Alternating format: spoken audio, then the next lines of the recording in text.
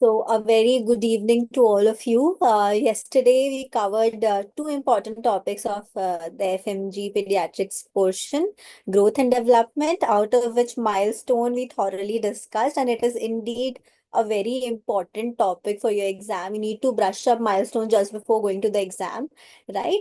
And the second important topic that we discussed was nutrition, in which three most important topics were breast milk, vitamins, and malnutrition, and we discuss them thoroughly again, right? Today, this session is going to be a short and sweet session, a 1 hour, 1.5 hour session, in which we are going to cover the rest of the pediatrics. That includes neonatology and systemic pediatrics, right? In systemic pediatrics, there are some topics that are very favorite of the examiners when it comes to FMG exam. These are IMNCI guidelines for the management of dehydration and pneumonia, congenital heart diseases, the different X-rays of different congenital heart diseases, and specifically one congenital heart disease that the examiner is very fond of asking, that is TOF, Tetralogy of Fallot, right?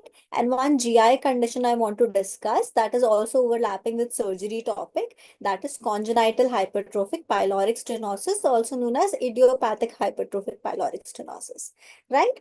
So without further ado, let's start with neonatology. Yesterday we discussed some of the things. Let's just revise some topics. We discussed that the average weight of newborn is what? It's 3 kgs.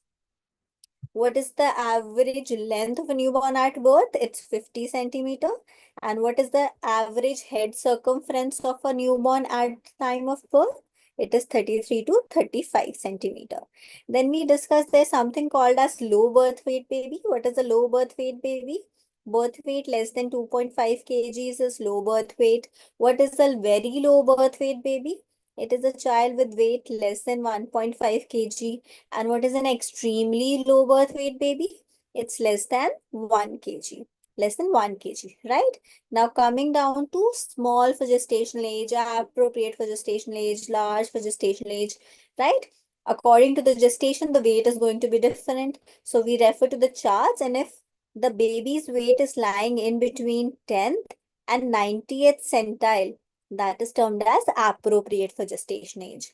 If the weight is less than 10th centile, that's small for gestational age. And if it is more than 90th centile, it is large for gestational age, right? And then we discuss some benign conditions, erythema toxica, Mongolian spot, vaginal bleeding in a newborn female child, right? All of those benign conditions we discussed yesterday. What is left for today is some scores that we study in neonatology. Firstly comes the respiratory distress scores, right? What is the usefulness of these scores? Why are these scores used? If a child is in respiratory distress, I need to decide whether this child needs CPAP, whether I need to intubate this child, whether this child is having very mild distress and I just need to observe, right? More the score, more the child is in distress. So I have two scores with me. One is a big name, Silverman Anderson score, right? A big name, Silverman Anderson score. Big name, big score is used for a chota baby, right? Small baby. Big name for a small baby. This is used for preterm babies, preterm babies. Then I have a small name, that is Downey score, small name for a big baby, for a term baby, right? This is an easy way to remember these scores. Which score is for what type of baby? Silverman Anderson score is for the preterms and Downey score is for the term babies. Now, what are the components of each of these scores? When it comes to Silverman Anderson score, you can see the components out here. We have upper chest retractions, lower chest retractions, xiphoid retractions, nasal flaring, and grunting. These are the 5 components of Silverman Anderson score. Silverman Anderson score, right? Coming to Downey score, in one of your exams, they ask which of these is not a component of Downey score, right? So you need to know these components at least. So there is a mnemonic to remember the components of Downey score. They are grace. G is for grunting. R is for respiratory rate. A is for air entry. C is for cyanosis. And R is for retractions. R is for retractions. So it also has 5 components. It also has 5 components, right? So these are the 2 important respiratory distress scores for newborn. Then comes one score that we give the child at birth. This score is known as APGAR score, right? We give the APGAR score at 1 minute, 5 minute, 10 minute, right? So APGAR score, what is the mnemonic to remember the components of APGAR score? The name itself, APGAR, right? A is for appearance. P is for pulse. G is for grimace. A is for activity. And the difference between today's and yesterday's session is yesterday we discussed the general pediatrics, growth and development and nutrition. Today we are discussing neonatology and systemic pediatrics, right? And lastly is for your respiration, right? If the baby is appearing pink, then I'm going to give 2 score. If the body is pink, but the extremities are blue, I'm going to give 1. If the baby is completely blue, I'm going to give 0. Second, if the child has no heart rate, that means the pulse is 0, then the score would be 0. If it is less than 100, 1. If it is more than 100, 2. Right? Then comes grimace. If there is no grimace response, 0. If there's just wincing, right? Some grimace, then 1. If the child is full-blown crying, then 2. Activity, if the baby is limp, 0. Partial flexion, 1. Complete flexion, 2. Then comes respiration. If no efforts, is 0, right? If labored breathing is there, 1. If the respiration is good and the baby has a loud cry, it's 2, right? So this is the APGAR score. Now coming to an important cause of respiratory distress in newborns, right? The most common cause of respiratory distress, specifically in preterm babies who are less than 34 weeks of gestation age. What happens in these small babies? Their lungs are not mature right now, right? They don't have mature surfactant in this lungs.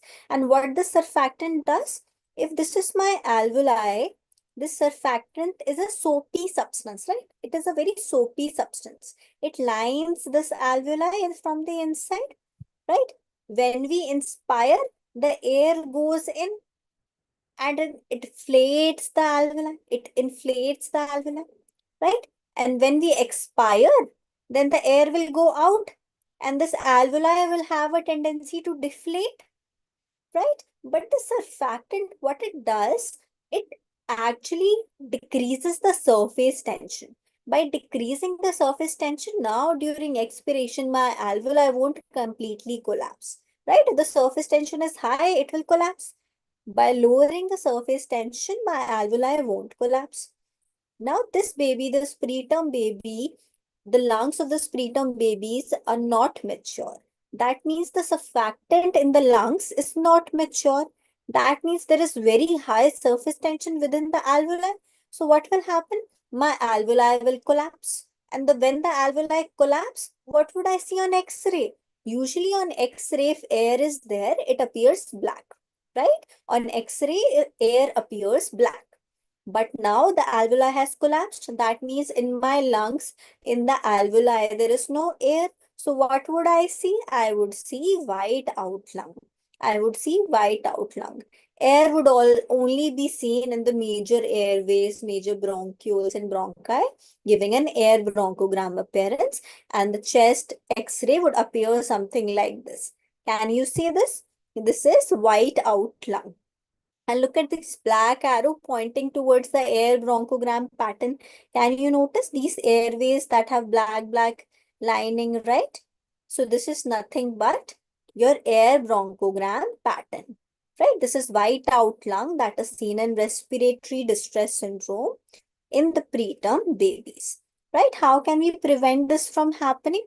If we know that there is going to be premature delivery, we have to prevent this by giving antenatal steroids. Antenatal steroids, I can give either dexamethasone or betamethasone. We all know the doses. What is the dose of betamethasone? We give 12 mg, 2 doses 24 hourly, and dexamethasone 6 mg, 4 doses 12 hourly, right? So this is the easier method. We all know multiply and the sum multiply and the answer should be 24, right? 12 into 2 is 24, 6 into 4 is 24, right? So and the course has to be done within 2 days. So accordingly 24 hourly and 12 hourly, right? So this is all about respiratory distress syndrome. Now moving to yet another important condition for your exam, that is congenital diaphragmatic hernia. Congenital diaphragmatic hernia. The name itself says, what is diaphragm? We all know what is diaphragm. It separates our thorax from the abdomen, right? A muscle that separates the thorax from the abdomen. What happens in congenital diaphragmatic hernia? If this is my diaphragm, say, what happens? There is a defect. There is a defect. This defect could be either posterior lateral defect, or this could be either anterior medial defect, right? So there is a defect within the diaphragm. So there is a hole within the diaphragm. So what happens to that hole? My contents of the abdomen will migrate to my chest, right? Contents of the abdomen, that is my gut loop, migrate to the chest. Can you see here in this chest X-ray? The gut loops have migrated to the chest. Gut loops have migrated to the chest. So what would happen due to this? My abdomen will become hollow. Abdomen will become hollow. This is known as scaphoid abdomen, scaphoid abdomen. And if I auscultate the chest of this child, I will hear the gurgling sounds in the gut, gurgling sounds of the gut in the chest on auscultation, right? And this gut, because it has migrated into the thorax, it won't allow the lungs to expand. That could lead to pulmonary hypoplasia. That will also shift my apex beat. Obviously, because my lungs are pushed, the child cannot take respiration properly and the child will have respiratory distress. What they ask in your exam is, what is the most common site of this diaphragmatic hernia? The most common site is actually this posterior lateral side, right? And the name of this hernia is Bogdelec's hernia, Bogdelec's hernia. What is the name of this anterior medial hernia? That's Morgagni's hernia, right? It's Morgagni's hernia, right? Yet another question they ask is, what is contraindicated in this contraindicated in congenital diaphragmatic hernia? So bag and mask is contraindicated over here, because if I am trying to resuscitate this baby from bag and mask, what would happen? My air would also go into my gut loops, and that would further not allow my lungs to expand. So in this child, always resuscitation has to be done by intubation, right? Can you see here also? There is endotracheal tube in situ, right? Endotracheal tube in situ, right? So this is all about congenital diaphragmatic hernia. Yet another possible question that they can ask is, what determines the prognosis of the child with his congenital hernia? So the degree of pulmonary hypoplasia, how much the lung is not developed because of this hernia, could determine my prognosis, right? The most common cause of death is also this pulmonary hypoplasia. Now moving down to genetics topics. We have covered most of the important topics over here from neonatology. Let's talk about now genetics topics. We are going to discuss 4 important syndromes, out of which we are going to discuss both of this by differentiating tables, right? First differentiating is Edward versus Patau.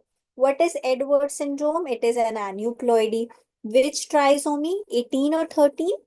E for Edward, E for Edward, E for 18, right? And Patau is trisomy 13. Patau is trisomy 13. Cleft palate is seen in Edward or Patau? Cleft palate, P palate, it is seen in Patau syndrome. What about hands? What about hands? In Edward syndrome, I see overlapping fingers. I see overlapping fingers. What do I see in Patau? P for Patau, P for polydactyly. Polydactyly. Right? Now coming to kidneys. What malformation do I see in Edward syndrome? What kidney malformation do I see here? I see here horseshoe kidney. Horseshoe kidney. And what do I see here? I see here polycystic kidneys. Polycystic kidneys. Rocker bottom feet is seen in Edward or Patau? Rocker bottom feet is seen in Edward or Patau? Rocker bottom feet? Rocker bottom feet is seen more in Edward syndrome. And hollow prosencephaly is seen in Patau syndrome.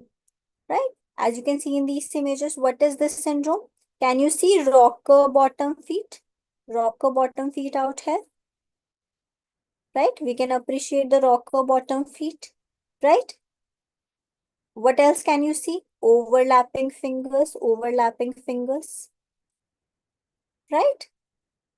So this is Edward syndrome, that is trisomy 18. Trisomy 18. Right? Trisomy 18. Right? Rocker bottom feet, we all understand the rocking chair. Right? Can you appreciate the rocking chair's bottom? The feet is similar to that. Rocker bottom feet seen in Edward syndrome. Now look at these pictures. Clearly you can see cleft palate. Cleft palate. Right? This is an Patau syndrome baby. Can you see polydactyly over here? Polydactyly. Right? Cleft palate. Also, these children are going to have hollow prosencephaly. So this table is very important. Edward versus Patau. Various one-liner questions have been asked time and again, time and again, time and again. So definitely need to revise that. Okay. So now coming to another set of syndromes that confuse you. Turner versus Noonan syndrome. Noonan syndrome, I know most of you refer to as male Turner, but remember Noonan is not male Turner syndrome, not male Turner syndrome. Though certain facial features resemble, but they are very different. They are very different. What is Turner syndrome? It is monosomy X. It is an aneuploidy, 45XO. But what is Noonan syndrome? It is not a chromosomal number defect. It is not a chromosomal number defect. Instead, it is a chromosomal mutation. Chromosomal mutation, chromosome 12, PTPN 11 gene mutation. Autosomal dominant inheritance, right? So let us look at the difference. Turner versus Noonan. What is the karyotype that we see in Turner syndrome? 45XO. So what do you think would be the gender of the Turner syndrome patients? They don't have any Y chromosome, so they are going to be girls only. But what about Noonan syndrome? I know Noonan syndrome is a chromosomal mutation disorder, right? It is a chromosomal mutation disorder. So this child could be either 46XX or 46XY. The defect is in the chromosome 12, this gene PTPN11 gene. So it can either be girl or could be boy. So male Turner is definitely a wrong term that you used to remember, right? They could be girls also. Noonan could be girls also. If you talk about IQ, then Turner syndromes, their IQ is normal, but they cannot produce children, right? IQ is normal, but cannot produce children. So IQ normal, cannot produce children. That means they have streak ovaries. So because of the streak ovary, they have infertility, amenorrhea.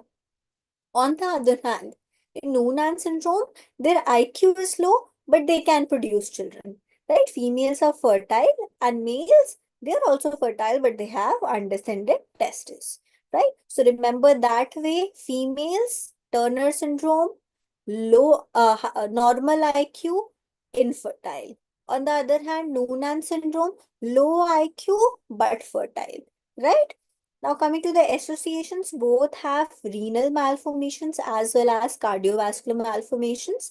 Renal malformations that we see in Turner syndrome are horseshoe kidney, and the heart defects that we see are left-sided heart defects, right?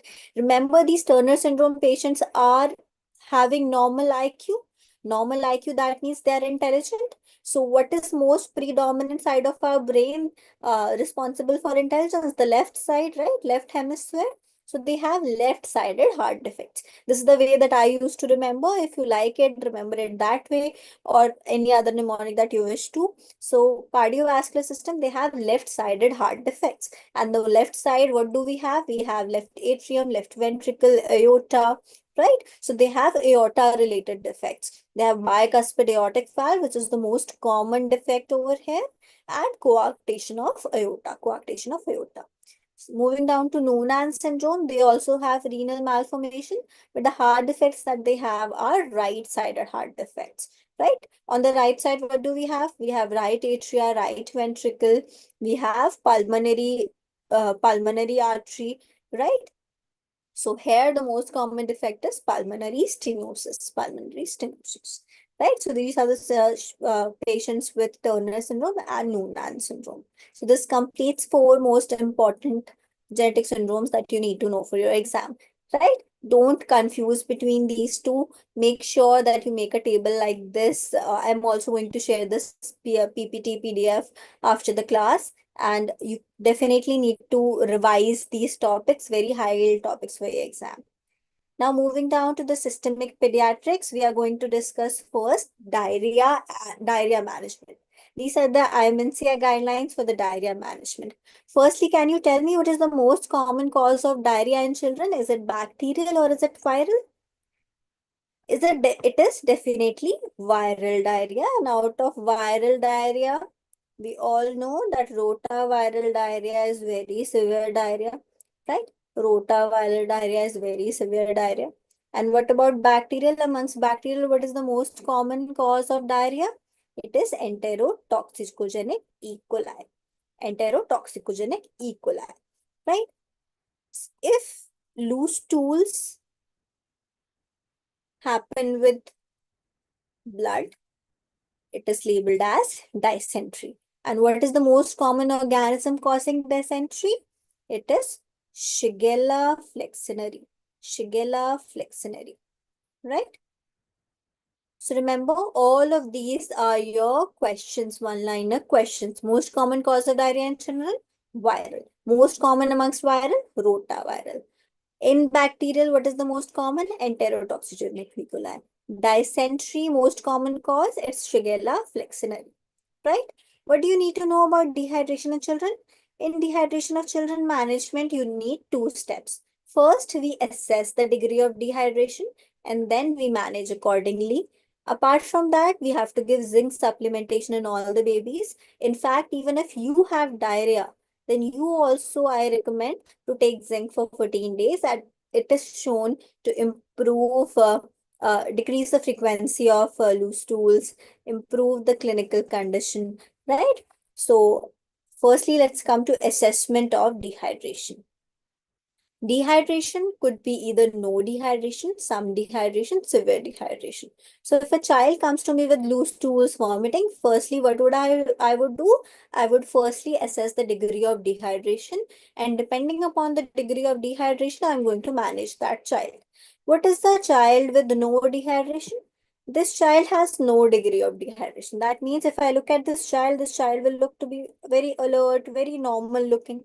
If I do the skin pinch of this child, there will be immediate recall, immediate recall. If I check the oral mucosa, it is going to be moist. Eyes would also look normal. If I offer water to this child, the thirst of this child would also be normal. The child will drink like a gentleman. So what plan I'm going to give to this child? I'm going to give plan A. We are going to discuss plan A, B, C further on. But now just remember, no dehydration child, what would be the clinical signs, features, and what management we are going to give. Now coming to this child with some dehydration. This child has some degree of dehydration. So if I look at this child will look to me very irritable. This child will be very chida, very irritable. If I do skin pinch, skin would be very dry, right? So the skin pinch, skin recoil would be delayed. But it will come back within 2 seconds. 2 seconds. Not immediate, but it will come back within 2 seconds. If I check the oral mucosa, it would be dry. If I look at the eyes, it would be sunken. If I look at the thirst of the child, if I give water to this child, to this irritable child, this child will rapidly drink water. That means the thirst of this child is increased, right? This child would be very thirsty, right? This child, I will give plan B, plan B, right? Then comes severe dehydration. Now this child is very severely dehydrated. So this child would be very lethargic, comatose, right? This child will have no energy to do whatsoever. Severe dehydration has happened. If I do skin pinch, it will be delayed, severely delayed more than 2 seconds. Oral mucosa would be very dry.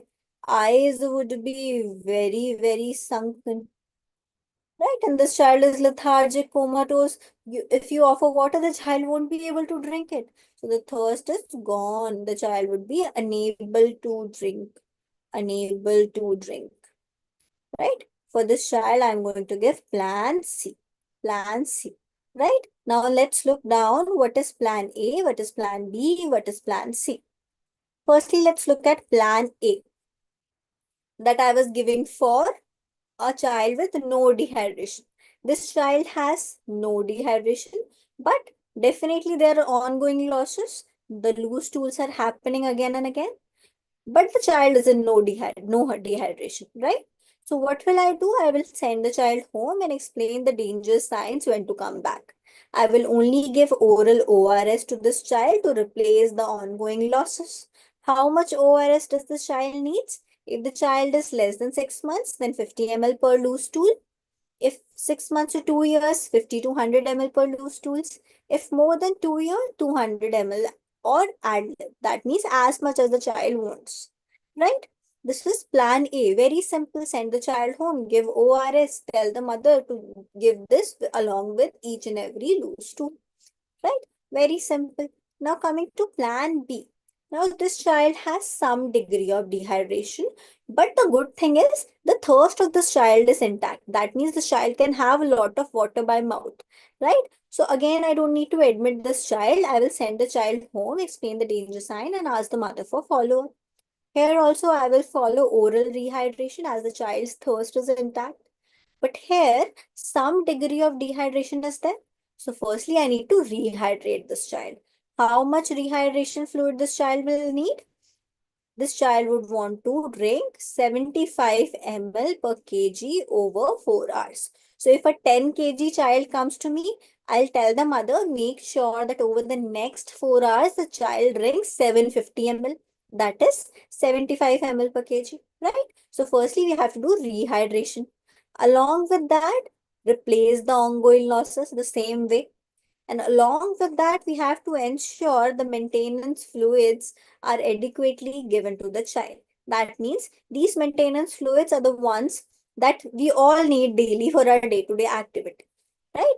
So we all know holiday cigar formula up to 10 kg, 100 ml per kg for the next 10 kg, 50 ml per kg for next every kg, 20 ml per kg. So this would be the 3 steps in plan B. Firstly, you have to rehydrate, make sure the ongoing losses are replaced and the adequate maintenance fluid the child is taking. This is some dehydration. Now coming down to severe dehydration, this child is lethargic, comatose, is unable to drink orally, right? So what will I do? I will admit this child and give IV fluid. And what is the choice of IV fluids over here? Ringer lactate. Ringer lactate, right? So let's start with the management over here.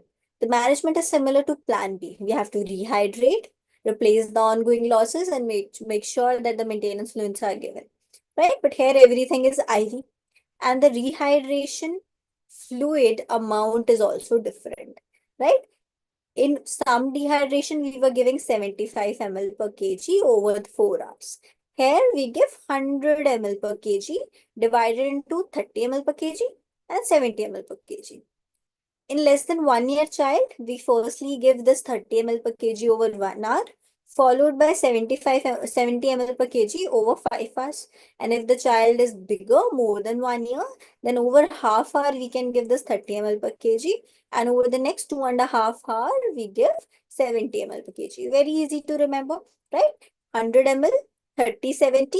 Less than 1 year, we are going to give very slow. Chotu baby hai na, small babies there. Slow we are going to give.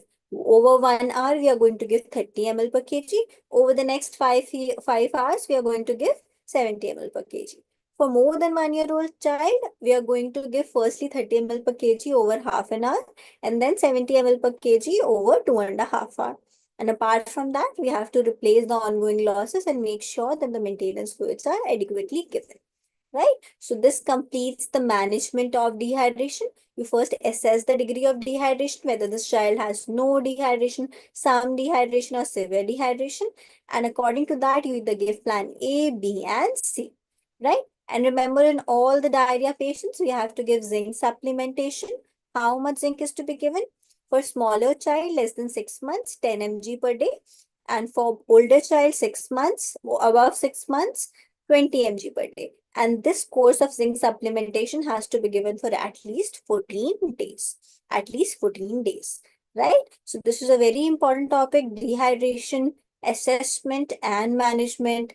Very favorite topic of examiners. You cannot afford to mark this question wrong, right? Now moving to the second topic of GI, that is congenital hypertrophic pyloric stenosis, that is also known as idiopathic hypertrophic pyloric stenosis. These are surgical conditions seen in firstborn male child. So what happens in this? The name itself says congenital hypertrophic pyloric stenosis. That means there is hypertrophy at the pyloric end of the stomach, right? So what happens here? There is hypertrophic circular muscles at the pyloric end. So what would that lead to? That would lead to this obstruction over here. Obstruction over here. So whatever the child is intaking, it will come out. The child will vomit that out because of the obstruction. It won't go any further. There will be vomiting. There will be recurrent non-bilious vomiting because we all know that the bile is inflown later on into the duodenum, right? So there will be recurrent non-bilious vomiting after the second and third week of birth. And also this thickening is appeared. This thickening is visible over the abdomen. It looks like an olive-shaped mass, and it is a visible gastric olive-shaped mass, and also this moves along with the peristalsis. Right? So the two important clinical stem features, there will be recurrent non-bilious vomiting after 2 to 3 weeks of birth and visible gastric olive-shaped mass. How do we diagnose this? How do we confirm this diagnosis? By doing an ultrasound. We check for the pyloric end thickness and length. If thickness is more than 4 mm and length is more than 16 mm, that is suggestive of your congenital hypertrophic pyloric stenosis. What is the examiner is more fond of asking is the metabolic derangement that happens in this case. What is happening? The child is vomiting, right? So what will happen? All the stomach contents will go out, all the water will go out, all the sodium will go out. Also, my stomach produces hydrochloric acid, HCl, that will also go out. So what would lead to this by this loss of HCl? There will be loss of chloride, loss of H plus. So there will be hypochloremia, and loss of H plus means acid is losing from my body. So I'm going to have metabolic alkalosis because the acid is losing. I will have alkalosis. So hypochloremic metabolic alkalosis would be there. Apart from that, what is happening? Water is getting lost in the vomit. Sodium is going lost in the vomit. So in response to this low sodium, low water, what will happen in my kidneys?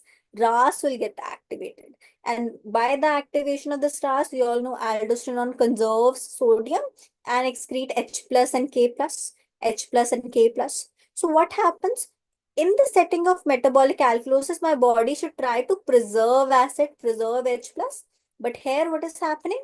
H plus is getting excreting, right? So the final metabolic picture that we see is hypochloremic metabolic alkalosis with paradoxical aciduria, right? Hypochloremic metabolic alkalosis with paradoxical aciduria.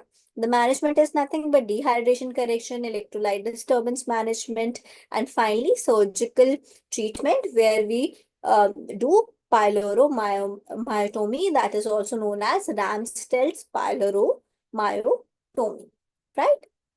We dissect this hypertrophic circular muscles. So this is all about the two important topics of the GI segment, that is diarrhea, assessment of dehydration and the management, and congenital hypertrophic pyloric stenosis.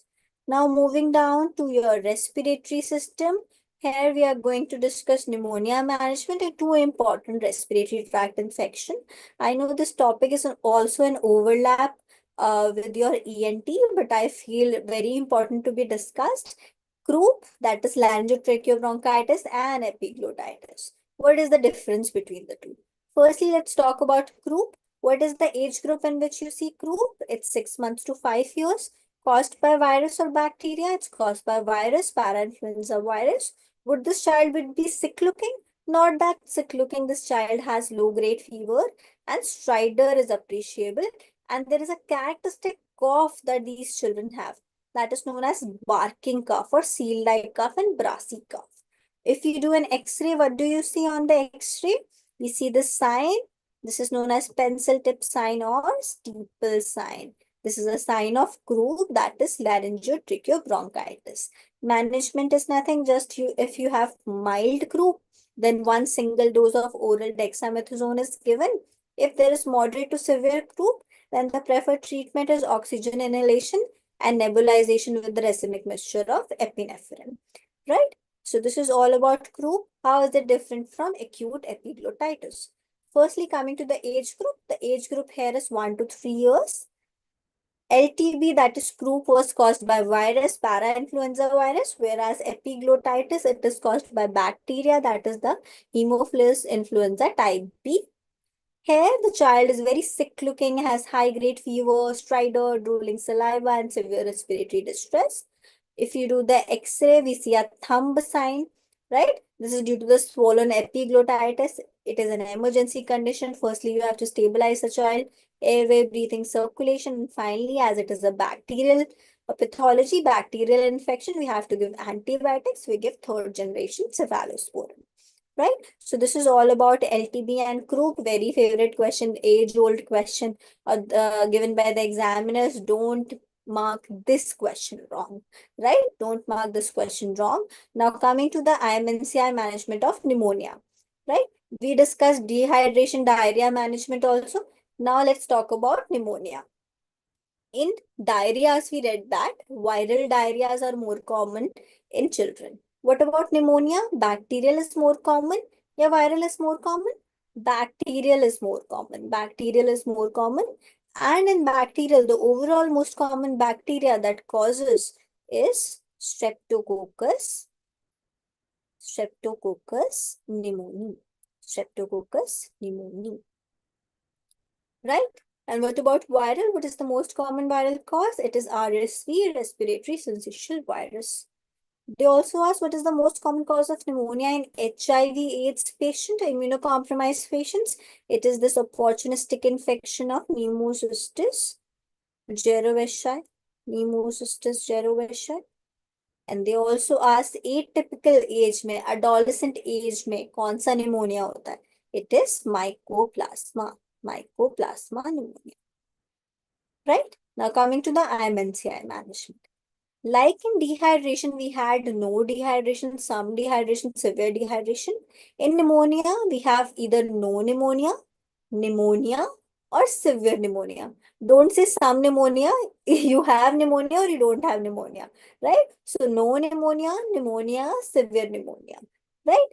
And this is IMNCI guidelines is given for the workers in the peripheral centers so that easily they can screen out and refer the patient if want, right? So there the color banding is given for that. Green is for no pneumonia, yellow is for pneumonia, and pink is for severe pneumonia. No pneumonia child is just upper respiratory tract infection. This child is going to have cough, cold, fever. No respiratory distress signs would be there. Saturation would be normal. You have to send this child home. Just give soothing measures, cough syrup, paracetamol for fever. And in cases if wheeze is there, then you can give salbutamol for 5 days. right? Simple, no pneumonia. What about pneumonia? What happens in pneumonia? Apart from this cold, cough, fever, this child is going to have signs of respiratory distress.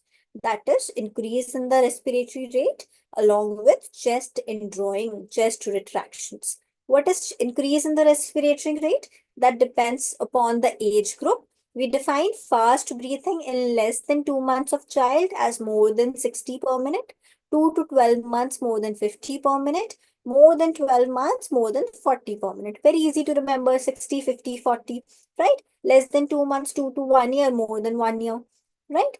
So here the saturation stays normal. I can send this child home, but this child has pneumonia, so I have to give antibiotic for that treatment. I give oral amoxicillin for 5 days and ask the mother to follow up with the child after 5 days. And you also explain the danger signs to the mother so that if danger signs happen at any time, she rushed back to emergency, right? This is pneumonia. Coming to severe pneumonia, what is different in severe pneumonia from pneumonia? Here also the child has cold, cough, fever, has respiratory distress sign. Apart from this, the child has some danger signs. What are these danger signs? If there is stridor in a calm child, that's a danger sign. If the child is unable to drink water, that's the danger sign. If the child is abnormally sleepy, lethargic, that's a danger sign. If a child has severe malnutrition, danger sign. Convulsion, seizures, that's a danger sign. So you need to remember these 5 danger signs. Stridor in a calm child, unable to drink water, abnormally sleeping, severe malnutrition, and convulsions. If you see any of these danger signs in the question stem, this is severe pneumonia, and this child you have to give one shot of injectable antibiotic. We usually give ampicillin, gentamicin, and refer this child to a higher center for management. Right? They will usually give you a stem, a clinical stem, and describe things, and will ask you the management of the child. Right? So here we have discussed IMNCI guidelines for pneumonia, no pneumonia, pneumonia, severe pneumonia. In no pneumonia, the child will only have cough, cold, fever, no respiratory distress signs, saturation would be normal. Send the child home, give soothing measures. If these is there, give salbutamol. Pneumonia, yellow band, along with cough, cold, fever, child will have fast breathing and chest indrawing. We all know what is fast breathing, less than 2 months, more than 60. 2 months to 12 months, more than 50. After 12 months, more than 40. Here the saturation is maintained. You have to send child home, but give oral antibiotic amoxicillin for 5 days, and also explain the mother about the danger sign and ask for follow up after 5 days. Right? Then comes severe pneumonia. Here, all the features of pneumonia would be there. Along with that, 5 danger signs you have to remember. Stridor in a calm child, unable to drink water, abnormally sleepy, severe dehydration, convulsions. Right? Any of them, if there, you have to give a stat injectable antibiotic shot, ampicillin, gentamicin, and refer the child immediately. Right? Now moving to cardiac conditions, that is cardiovascular system. Some X-ray the examiner is very fond of asking. Can you tell me what congenital heart defect is there? What congenital heart defect is there?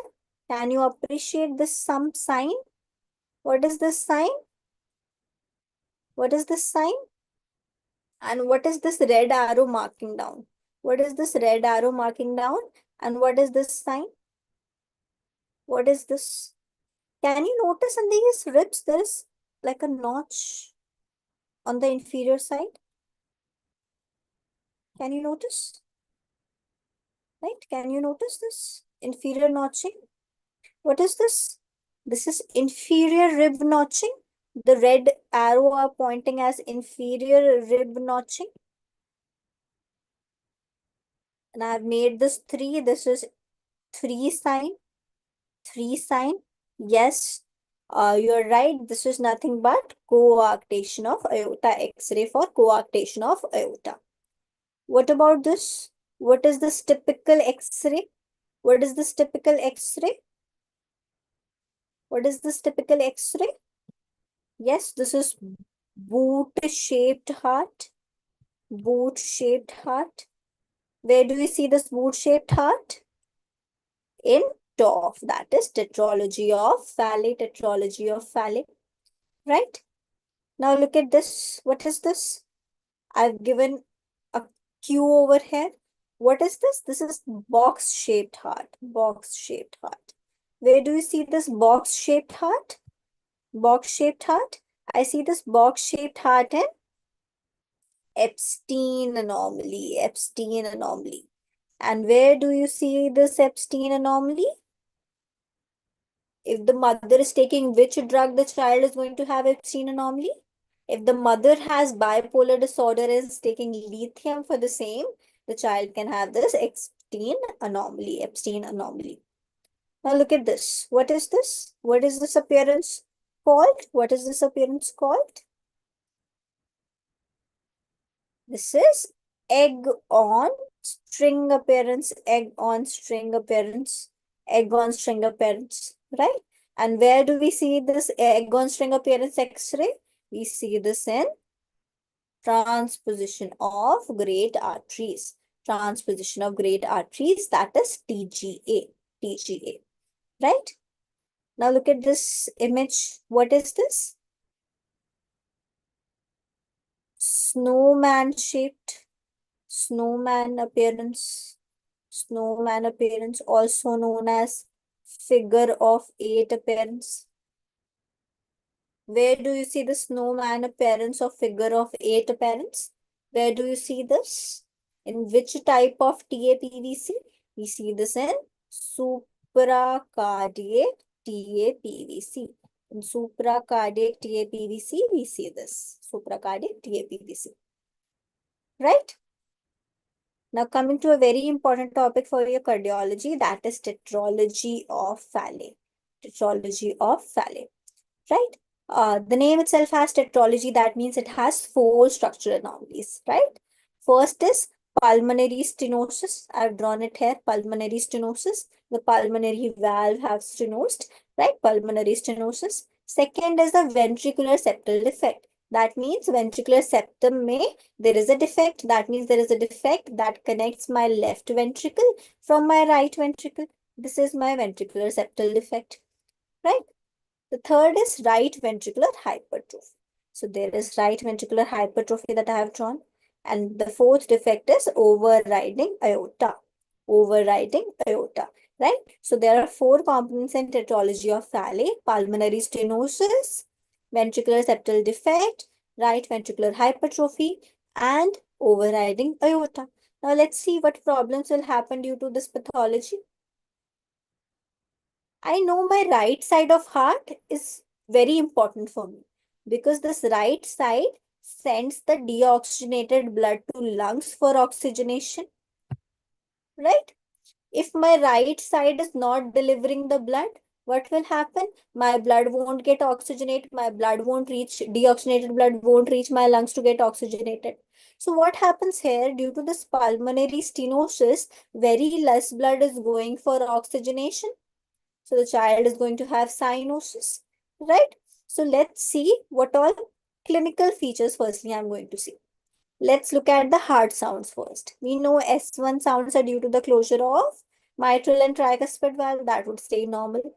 But here, coming to the S2, that is due to the aortic valve closure and the pulmonary valve closure, A2, P2. Here, because of the stenosis, P2 would be soft and delayed. If we talk about murmurs, then the shunt murmur is absent because the pressures in right ventricle and left ventricle are not that great. Because of the right ventricular hypertrophy, now the pressures have almost equalized. But I will appreciate a flow murmur here through the stenosed pulmonary area. I will have a systolic pulmonary murmur, right? So if you are hearing a murmur in a child with TOF, that murmur is due to pulmonary stenosis, right? You will hear a murmur in the pulmonary area. That would be a systolic murmur, right? And what is an important clinical feature that we appreciate in these babies with TOF? We see cyanotic spell. Cyanotic spell. What happens in cyanotic spell? When the child is in some kind of stress, there is hypoxia, respiratory acidosis. What happens? This pulmonary, can you see this pulmonary valve? This pulmonary valve that is already stenosed, this infundibulum undergoes spasm, right? Earlier, very less blood was flowing through this very stenotic valve, very less blood was flowing. But now there is infundibular spasm. So what will happen? Now, no to little blood is going any further. That means no oxygenation. That means my baby will turn blue. There will be cyanosis because of the spasm. And the cyanosis will further trigger hypoxia and respiratory acidosis, severe pulmonary stenosis, and fundibular spasm, again cyanosis. So this sets a vicious cycle, right? This sets a vicious cycle. This is known as cyanotic spell. So how do we manage this cyanotic spell? We ask the child to lie down in a squatting position. And if a child is a small baby, cannot squat, then we keep the child in knee chest position. What happens due to the squatting position or knee chest position? There is compression of femoral vessels. That means my femoral vein would also get compressed. My femoral artery would also be compressed. By compressing the femoral vein, my venous return will decrease. That means my right-sided pressures will decrease. And by compression of artery, my systemic vascular resistance will increase. That means my left-sided pressure will increase. So the shunt would turn from high pressure to low pressure, that is left to right, instead of right to left shunt. Right to left shunt, that was happening over here. Now the shunt reversal would be there. It would be left to right shunt. I know my left side has oxygenated blood. So my oxygenated blood will now go towards the opposite side. The baby will turn pink and cyanosis will disappear, right? So this is how squatting or knee chest position helps the child in cyanotic spell. But definitely the child cannot go on squatting throughout the life, right? We have to give some better measures. Temporarily, we can give alpha agonists like phenylephrine and beta blockers. They will essentially do the same thing, increase the systemic vascular resistance and do this thing. Temporarily, we can keep the PDA open by giving alprostadil, that is prostaglandin E1 analog, right? E1 analog, right? This keeps the duct open. So by opening the duct, again, I know left-sided pressures are high. They will send blood left to right and cyanosis will disappear. And lastly comes the surgery in which we make a permanent connection between the pulmonary circulation and the systemic circulation so that adequate blood reaches my pulmonary circulation for oxygenation, right? So what do I do in these shunt surgery? I will simply connect a vessel, an artery from my systemic circulation to the pulmonary artery, right? Problem कहाँ आ रही है? Problem यहाँ आ रही है ना, यहाँ पर blockage आ गई है. तो अगर मैं कहीं और से सिस्टमिक सर्कुलेशन को अटैच कर दूं पल्मोनरी आर्टरी से, वो प्रॉब्लम ठीक हो जाएगी. So this is what I am going to do. I am going to make a connection in between my systemic circulation and pulmonary artery. So depending upon which vessel I am going to connect with my pulmonary artery, there is different names of the surgery. First, the most important one, the most famous one, that is Belloc Taussig shunt. Belloc Taussig shunt, right? Here I connect the subclavian artery to my pulmonary artery. Then comes Watterson shunt. In this, ascending aorta is connected to the pulmonary artery. Then comes Potts shunt, in which descending aorta is connected to the pulmonary artery. And we all know what X-ray picture do we see in TOF? We see a boot-shaped heart. We see a boot-shaped heart, right? So this completes most of your important topics for your FMGA exam. I wish you all the best for this exam, right? I will definitely share this PDF, and before ending the session, I need to tell you that must read topics that I have not discussed today or yesterday are these two. I have not discussed these two specifically because I want you to read yourself and practice questions out of it, because these are asked invariably here and there, right? So these two topics are neonatal resuscitation protocol and short stature, specifically the physiological short stature that includes familial short stature and constitutional delay in growth and puberty. Constitutional delay in growth and puberty. And apart from that, don't miss the extreme forms of malnutrition, that is kwashiorkor and marasmus. Kwashiorkor and marasmus, right? So these three important topics I have not discussed. You have to read yourself. These are the must read topics, must practice topics. So today only practice MCQs from these three topics, as these three topics can never be, should never be weak. right? They are asked multiple times. Apart from that, I have covered most of the topics that are asked here and there over the last 5 to 10 years, right? So I don't think anything has been left now. I'm going to share this PDF for tomorrow, yesterday's session and today's session, along with the image bank. These PDFs will be annotated PDFs, so don't worry. You will have everything covered if you have missed out on anything, right? If you have any doubt regarding yesterday's session or today's session, I would be more than happy to help. If there is any doubt, you can drop down that in the comment section of the session. I will definitely try to help you out.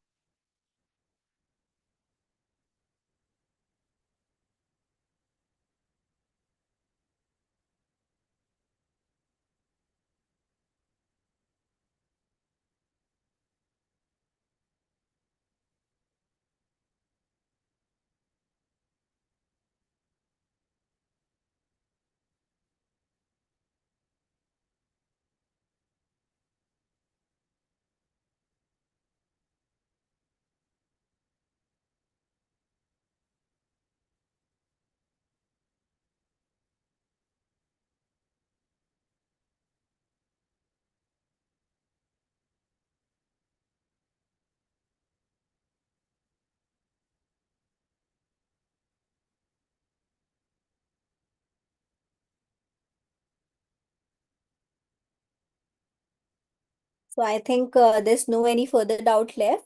Thank you for being here on this live session, and I hope this session was helpful and yesterday's session too. I wish you all the best for your exam. I know you have done a lot during this preparation. You have sacrificed a lot, and this is just the last leg. You just have to stretch a little more further, and I believe you will all pass with flying colors. And I'll definitely meet you on the other side someday, right? All the best for now. I wish you all the very best for your exam. I know, in fact, that you are going to win. Thank you. A very good night. Have a good restful sleep and wake up tomorrow with a fresh mind, and practice as much questions as you can in this last time. Thank you.